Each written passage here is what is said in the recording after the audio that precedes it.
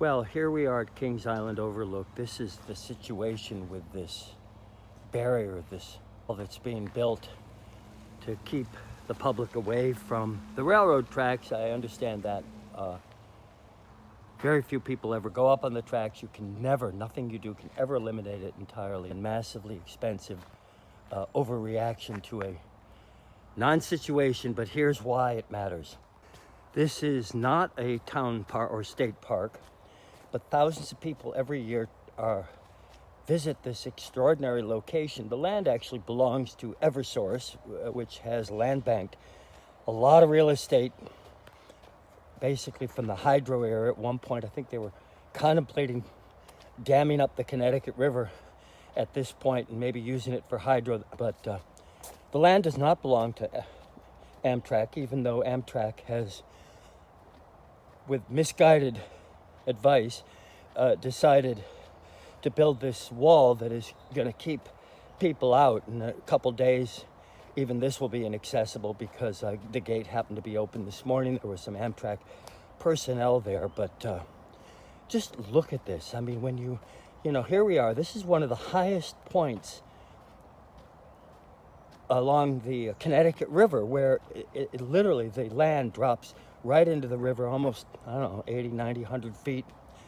And the Kings Island Overlook, as we call it, and thousands of people love it, is out here. And it's just this extraordinary view. You look north, as I'm doing here, and you see a landscape that is unchanged in 500 years.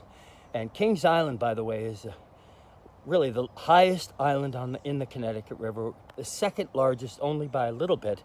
I think it's 114 acres. But then you look south and you see, you know, the railroad bridge that goes over the Windsor Locks, you know, the canal and into Windsor Locks.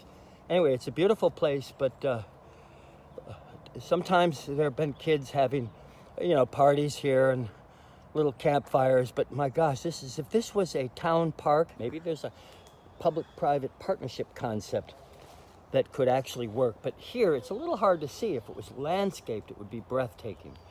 But behind all this overgrowth is a quarry site that was where the stone was extracted in the 1820s to build the Enfield Canal over in Windsor Locks. It's a very interesting feature. There are several little streams here.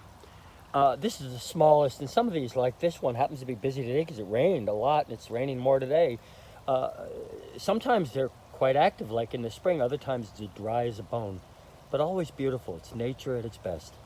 But this is the big one. I'm not sure this brook even has a name, but you know, it's been here for probably thousands of years in the making and is absolutely wondrous in all seasons. I'm going to show you some winter pictures. I'll tip them in here, and as you look, you can appreciate it. And this is, you know, it's not all that, except for the Connecticut River. We don't have lots of brooks and streams that are large, but this is a beautiful one. Wow, well, nature sometimes surprises us. I guess we had a big windstorm recently and some rain, and well, anyway, it dropped this big branch down across the much-used trail. All the love and attention this site has gotten has been volunteers motivated by love.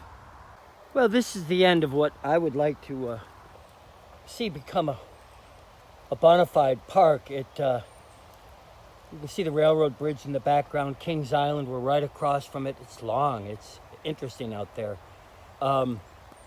Nobody alive has done more to enhance the betterment of this place than the unofficial mayor of Kings Island Overlook, who has been just a relentless servant to the needs and beauty of this place. This is how young people learn conservation, discovering special places that matter. This is the last stop on our little tour. Overlook site over the quarry that we saw a moment ago. And our son loved bringing his friends down here. It's his favorite place. And, you know, certain times of the year when there's less foliage, the views are astonishing. And there's a little fireplace, you know. It's learn about stewardship and learn about placemaking and places that matter.